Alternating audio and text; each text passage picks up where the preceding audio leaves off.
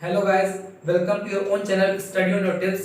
आज है हमारी हिस्ट्री क्लास और लास्ट क्लास में हमने पढ़ा था किस तरह मोहम्मद गोरी ने हमारी कंट्री इंडिया पे इन्वेड किया था और फिर स्टैब्लिश किया था। अब उस कहानी को हम कंटिन्यू करने वाले हैं। अब शुरुआत होगी दिल्ली सल्तनत की। किस तरह दिल्ली सल्तनत हमारी कंट्री में आती है और किस तरह उसने हमारी कंट्री पे बहुत सालों तक रूल किया है। जो रूलिंग ईयर था वो हमारा था 1206 एडी से लेकर 1526 एडी तक, यानी काफी लंबा पीरियड तक हमारे कंट्री में मुस्लिम्स ने कंट्रोल किया है, रूल किया है। चलिए से शुरुआत करते हैं। हमारी दिल्ली सल्तनत की वो 5 डायनेस्टी डिवाइडेड है। किसमें? 5 डायनेस्टीज में डिवाइडेड है वो। चलिए देखते हैं वो कौन कौन सी डायनेस्टीज है। जो हमारी 5 डायनेस्टीज हैं, 5 डायनेस्टीज, वो कौन कौन सी हैं?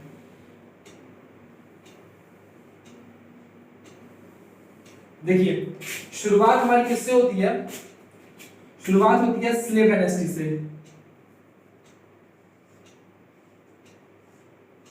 स्लेव डायनेस्टी से। उसके बाद आते हैं खिलजी। उसके बाद आते हैं कौन? Khilji. And the next one, उसके बाद कौन सा आता है? उसके बाद आते हैं तुगलक। तुगलक। उसके बाद Syed. And the last one Lodhi. इन्हीं 5 डायनेस्टीज में क्या है, हमारी पूरी हिस्ट्री का जो बहुत इंपॉर्टेंट पार्ट है, जिससे हमारे जनरली क्वेश्चन एग्जाम पूछे आते हैं, वो इसी डायनेस्टी से रिलेटेड आते हैं। इसी 5 डायनेस्टीज से हमारे मैक्सिमम क्वेश्चन एग्जाम में फंसते हैं, चाहे वो आप दिल्ली सल्तनत का पार्ट ले लो। जैसे इसमें क्या, पहले स्लेव डायनेस्टी, फिर कौन सी है? खिलजी, फिर कौन सी है? तुगलक, फिर कौन सी है? सैयद, फिर कौन सी है? लोधी। अब देखिए यहां से क्वेश्चन बनता है। क्वेश्चन क्या बनता है बताता हूं। एग्जाम में पूछ देता है कि बताइए सैयद के पहले कौन सी डायनेस्टी इंडिया में आई थी? तो कौन सी आई थी उसके पहले? तुगलक आई थी। सैयद के बाद कौन सी आई थी? लोधी आई थी। एग्जाम क्वेश्चन पूछ देता है कि which was the first dynasty in the Delhi सल्तनत? तो कौन सी होगी वो? Slave dynasty. Which was the last dynasty in the Delhi सल्तनत? यानी दिल्ली सल्तनत में आखिरी डायनेस्टी कौन सी थी? वो थी आपकी लोधी डायनेस्टी। मैं यहाँ नंबरिंग कर दे रहा हूं ताकि वो क्लियर रहेगा इससे। ये आपकी फर्स्ट है स्लेव डायनेस्टी, सेकंड है आपकी खिलजी डायनेस्टी, तीसरी है आपकी तुगलक, चौथी है आपकी सैयद, और फिफ्थ कौन सी है? लोधी डायनेस्टी आती है। अब इसको याद करने का एक बहुत आसान तरीका बताता हूं कैसे इसको याद करना है। देखिए एक शॉर्ट ट्रिक है, एस के टी एस एल। अगर आपने ये सीरीज याद कर ली है तो आपको डायनेस्टीज के नंबर याद हो जाएंगे। किस तरह स्टार्ट हुई थी? एस फॉर सैयद, के for Khilji, T for Tughlaq, S for Syed, L for Lodhi, S के टी एस एल। ओके, तो चलिए अब शुरुआत करते हैं हमारे स्लेव डायनेस्टी से। कैसे शुरुआत हुई थी पहले मैं आपको इसका ब्रीफिंग कर देता हूं कि कैसे स्लेव डायनेस्टी स्टार्ट हुई, कैसे थी। होता क्या है, जब मोहम्मद गोरी इंडिया में जीत जाते हैं तो उसके बाद से वो अपने एक स्लेव को कहते हैं कि तुम आगे इंडिया में कंट्रोल करो। उनका एक स्लेव रहता है जिसका नाम रहता है कुतुबुद्दीन ऐबक। उसी ने स्टार्ट किया था कौन सी? Slave dynasty. इसीलिए उसका नाम क्या पड़ा था? स्लेव डायनेस्टी, क्योंकि वो मोहम्मद गोरी का स्लेव हुआ करता था और उसने डायनेस्टी क्या की थी? स्टार्ट की थी। इसलिए उसका नाम क्या था? स्लेव डायनेस्टी था। उसके बाद कौन सी आती है? खिलजी डायनेस्टी आती है। इसमें कौन था? जलालुद्दीन खिलजी था। ठीक है, चलिए पर इसकी स्टार्ट करते हैं ताकि हम इसको पूरी ब्रॉडली तरीके से समझ सकें कि जितनी भी डायनेस्टीज हुई है उसके बारे में क्या क्या इंपॉर्टेंट पॉइंट्स है वो सब हम डिस्कस करने वाले हैं। तो चलिए शुरू करते हैं। को सो गाइस, हम देखने वाले हैं स्लेव डायनेस्टी के बारे में जिसकी शुरुआत हुई थी और उसके बाद उसके बारे में पूरी ब्रॉडली इंफॉर्मेशन कलेक्ट करने वाले हैं। मैंने जितनी भी इंफॉर्मेशन यहाँ लिखी हुई है ये सारी इंफॉर्मेशन बहुत इंपॉर्टेंट है, क्योंकि जितने भी एग्जाम्स हमारे होते हैं सब में जितने भी क्वेश्चंस मैंने लिखे हुए हैं सब एग्जाम्स ओरिएंटेड क्वेश्चंस हैं और ये क्वेश्चंस फ्रीक्वेंटली आस्क्ड क्वेश्चन है, यानी हर एग्जाम्स में ये क्वेश्चन पूछे जाते हैं। तो मैं जितने भी क्वेश्चंस लिखे हैं ये सब बेहद इंपॉर्टेंट है, इसलिए आपको ये सब जितने भी पॉइंट्स मैंने आपको याद कर लेने होंगे। देखते हैं पहली बात क्या, स्लेव डायनेस्टी की स्टार्टिंग हुई थी कब हुई थी? 1206 एडी में। और इसका अंत कब हुआ था? एंड 1290 एडी में, यानी 1206 एडी से लेकर 1290 एडी तक चली थी कौन सी डायनेस्टी? Slave dynasty. इसका जो फर्स्ट रूलर था आपका वो कौन था? कुतुबुद्दीन ऐबक। जो कुतुबुद्दीन ऐबक था वो एक्चुअली में था कौन, वो था आपका मोहम्मद गोरी का स्लेव हुआ करता था, जो मैं जैसे मैंने आपको बताया है। और इसको मोहम्मद गोरी ने कंट्रोल दिया था इंडिया का कि आप जाके इंडिया में कंट्रोल करो, यानी दिल्ली में कंट्रोल करो, जिसके बाद से कुतुबुद्दीन ऐबक ने कंट्रोल करना स्टार्ट किया था। इसका और एक नाम क्या आता है, लाख बख्श। एग्जाम में क्वेश्चन पूछा जाता है कि who was known as Lakh Bakhsh, तो कुतुबुद्दीन ऐबक को ही लाख बख्श भी कहा जाता था। अगली चीज, इसने कौन कौन से मॉस्किल्स बनाए थे, इसके दो मॉस्किल्स बहुत फेमस है जो एग्जाम में पूछे आते हैं। इसका नाम है अढ़ाई दिन का झोपड़ा, जो एक कहां पर है, अजमेर में है। और दूसरा कौन सा है, कुव्वतुल इस्लाम, कुव्वत उल इस्लाम। इसके दो फेमस मॉस्क्यूज हैं जो कि जनरली एग्जाम में पूछे आते हैं कि हु मेड दिस मॉस्क्यूज, यानी ये मॉस्क्यूज किसने बनाए थे, तो वो कुतुबुद्दीन ऐबक ने बनवाए थे। नाम क्या है, क्या इसका, अढ़ाई दिन का झोपड़ा, अजमेर में है। सेकंड कौन सा है, कुव्वतुल इस्लाम।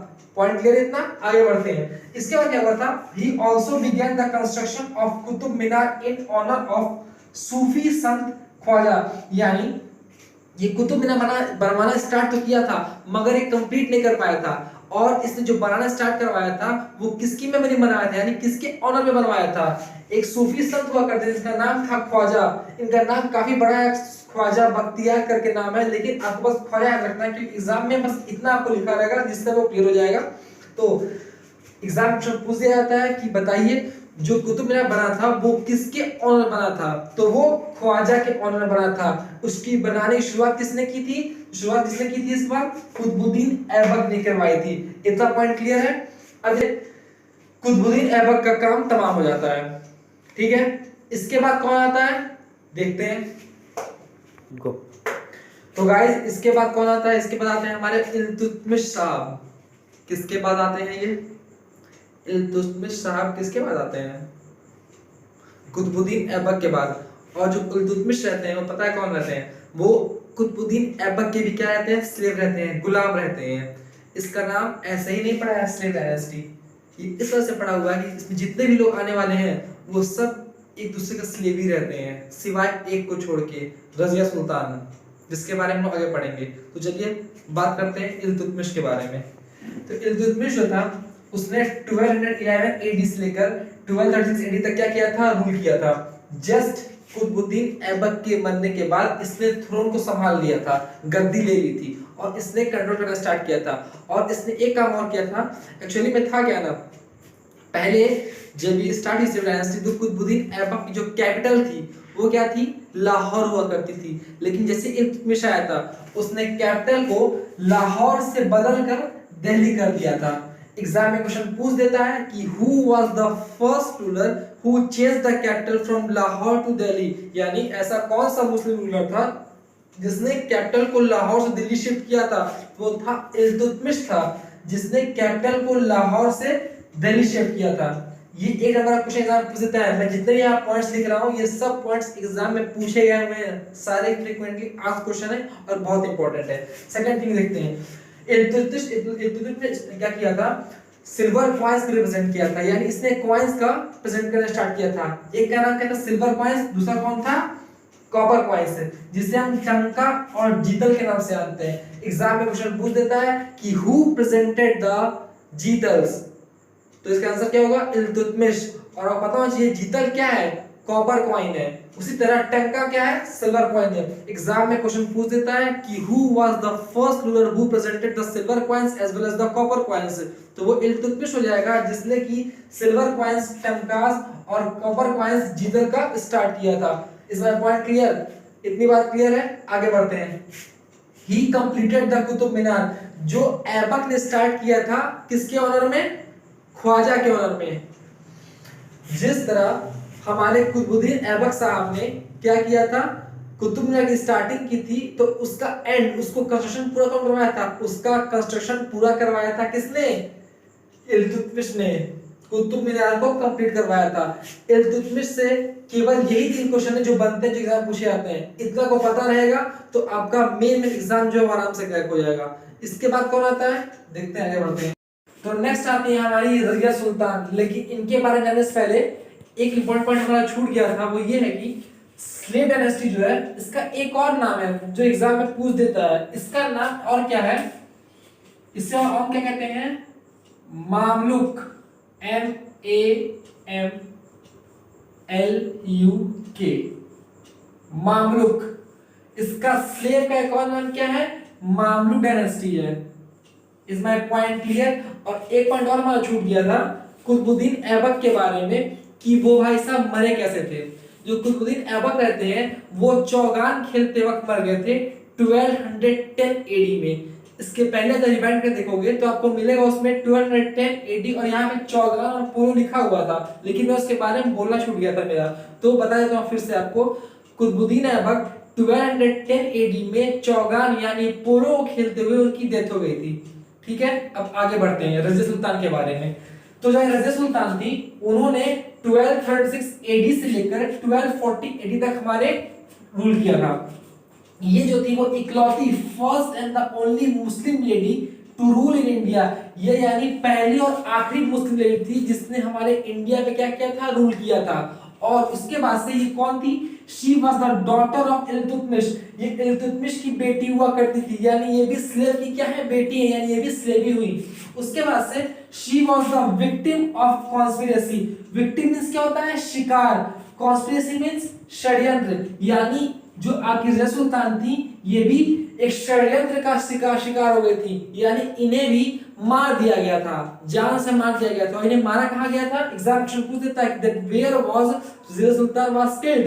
she was killed in कैटहाल, Haryana, यानी हरियाणा में इनकी डेथ हुई थी, इन्हें मार दिया गया था। इसी के आसपास वाली जगह में, एग्जैक्ट लोकेशन नहीं है लेकिन आप कहीं पढ़ोगे तो ये लोकेशन दी हुई है। तो इनकी जो डेथ हुई थी वो कहाँ हुई थी? कैटहाल, हरियाणा में हुई थी, डेथ हुई थी, इन्हें मार दिया गया था। जैसे कि हमें पता है शुरू से हमारी जो कंट्री रही है वो पैट्रियार्कल रही है। पैट्रियार्कल यानी पुरुष प्रधान रही है। यहाँ पर महिलाओं को उतनी तवज्जो नहीं देती थी, उन्हें उतनी प्लेस नहीं मिलती सोसाइटी में उनको उतनी जगह नहीं देती थी, डिस्क्रिमिनेशन बहुत ज्यादा था। तो वैसे जाहिर सी बात है तो कहां पर ये जाकर कंट्रोल कर पाती, इसीलिए 4 साल के अंदर ही इनका कंट्रोल खत्म हो गया, इन्हें अपने जान से हाथ धोना पड़ा, क्योंकि because of the patriarchal society, पुरुष प्रधान, इसकी वजह से इनकी भी डेथ हो जाती है। इसके बाद कौन आता है? इसके बाद आते हैं गियासुद्दीन बलबान, जिसके बारे में देखने जा रहे हैं। तो गाइस हम लोग देखने वाले हैं गियासुद्दीन बलबान के बारे में, जिसका पीरियड स्टार्ट होता है 1266 एडी से लेकर 1287 एडी तक। अब आपके मन में कंफ्यूजन हो सकता है कि 1240 एडी में तो आपकी रज़िया सुल्तान की डेथ हो जाती है, उनको मार दिया जाता है, लेकिन उसके बाद से इतने टाइम का गैप क्यों आता है? तो गैप इस वजह से आ रहा है क्योंकि इसके बाद जो भी रूलर्स हुए थे उनका कोई खास इंपैक्ट नहीं रहा था, नहीं वो कोई एग्जाम ओरिएंटेड क्वेश्चन उससे बनते हैं, और हम लोग इसमें क्या फोकस कर रहे हैं? जो कि एग्जाम ओरिएंटेड चीजें हैं। तो इसलिए गियासुद्दीन बलबान का जो पीरियड रहता है वो एग्जाम पॉइंट ऑफ व्यू से बहुत इंपॉर्टेंट हो जाता है। तो चलिए उसके बारे में डिस्कस करते हैं। गियासुद्दीन बलबान ने 1266 एडी में क्या करता है? थ्रोन को कब्जा करने, गद्दी को ले लेता है वो, और उसके बाद से उसने खुद को टाइटल क्या देता है? जीले इलाही का टाइटल देता है। एग्जाम में क्वेश्चन पूछ देता है कि who took the title of Zille Ilahi, तो आंसर क्या हो जाएगा? Ghiyasuddin Balban took the title of Zille Ilahi. अब इस जीले इलाही जो एक उर्दू वर्ड है, इसका मतलब क्या होता है?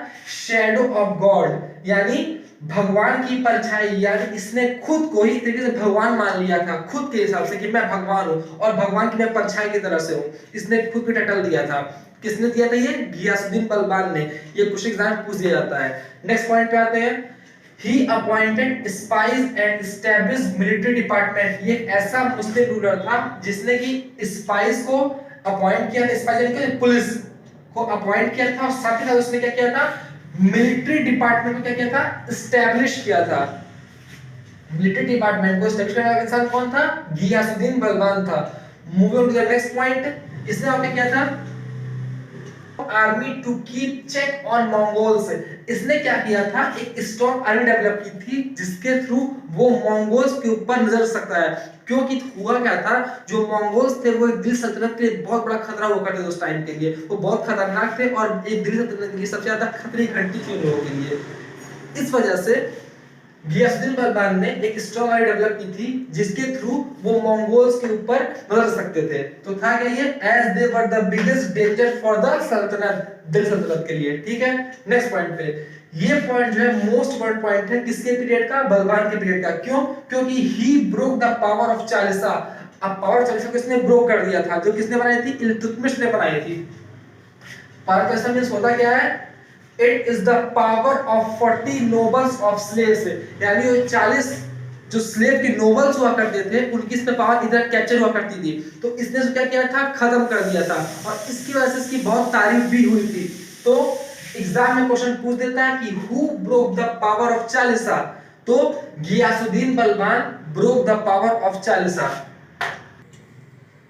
तो गाइस ये था हमारा सलेट डायनेस्टी का, यहां तक हमारी सलेट डायनेस्टी खत्म हो जाती है 1287 एडी तक। उसके बाद से अगले 3 साल तक जो रूलर्स आते हैं उनका कोई खास इंपैक्ट नहीं रहता है, और दूसरी चीज ये उन्होंने इतनी पावर नहीं रहती उनके पास कि वो सही से अपने साम्राज्य को चला पाए, इसलिए वो धीरे धीरे खत्म होता है, सलेट डायनेस्टी का भी अंत हो जाता है। यानी गुलाम वंश का गुलाम